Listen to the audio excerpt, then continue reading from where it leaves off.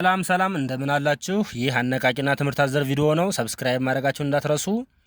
ርዕሳችን የተንኮል ጥግ በሚል ወይንም የክፋት ጥግ በሚል ነው። በአንድ አካባቢ የሚኖሩ ታላቅ ሰው ነበሩ። ንጉስ ናቸው። ፈርድ አዋቂ ናቸው። ከስባቸው የሚከሰበው በአካባቢው ሰዎች ነበረ። በቤታቸው የሚኖረው አንድ አሽከር ነበረ።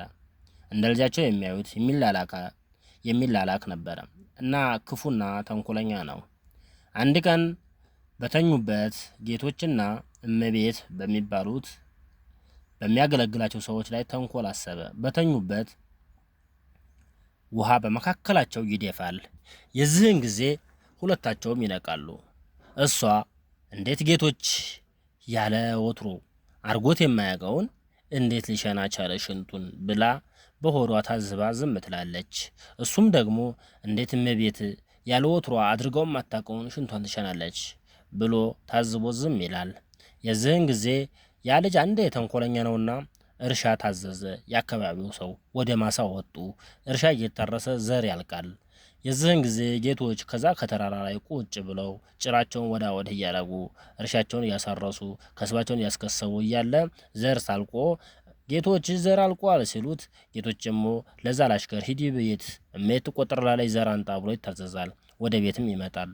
የዚህን ጊዜ እቤት የሙያ አካባቢ ሴቶች ለነዛ ለገበሬዎች ስራ ይሰራሉ፣ ወጥ ያፈላሉ፣ እንጀራ ይጋገራሉ፣ ወይን ይጠምቃሉ።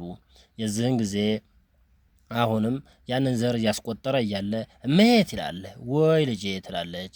ጌቶችማ ዛሬ እዛ ማሳ ያን ሁሉ ገበሬ እርሻ የሚያርሰውን ሁሉ ዛሬ አዳር ሽንቷን ሸናችብኝ እያለ ሲያስቅቦት ዋለ ይላል።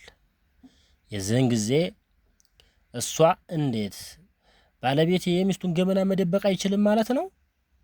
ወይኔ አዋረደኝ እያለች ክብሬን ዝቅ አደረገው አዋረደኝ እያለች እያለቃቀሰች ዝም ትላለች። የዚህን ዘሩን ተሸክሞ ወደ ማሳ ሲሄድ ደግሞ ጌቶች ይላል። ዘሩን ያሳርፍና አቤት ልጄ ይለዋል። እቤትማ ለዛ ሁሉ ሴት ወይዛዝርት ወይን ለጠማቂዎች ጌቶች ዛሬ አዳሩን ሽንቱን ሸንቶብኝ አደረ ብላ እያወራች ስታስቅብዎት ደረስኩባት ይላል። የዚህን ጊዜ እሱም በጣም በስሜት ይናደድና እንዴት እኔ እሷን ገመና እየደበኩኝ እሷ ብሸና የእሷን ወደኔ አርጋ እንዴት በዛ ሁሉ ሴት ወዛዝርት ሁሉ ታስቅብኛለች?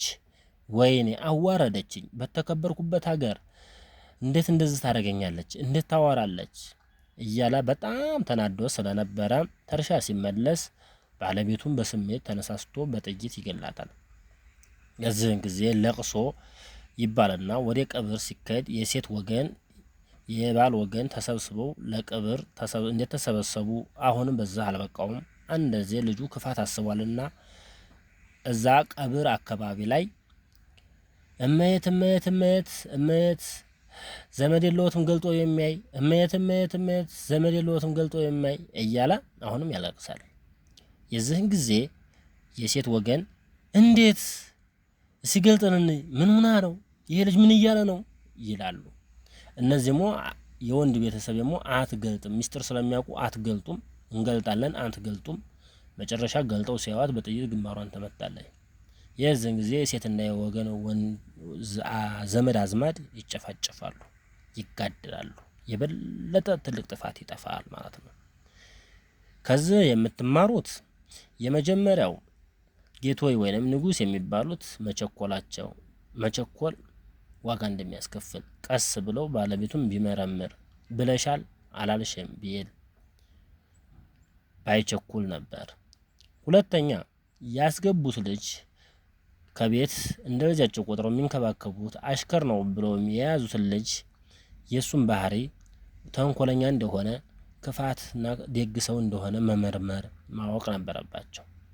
ተዘንድ እንድትማሩ ብዬ ነው። ሰብስክራይብ እንድታረጉ እጋብዛለሁ። አመሰግናለሁ።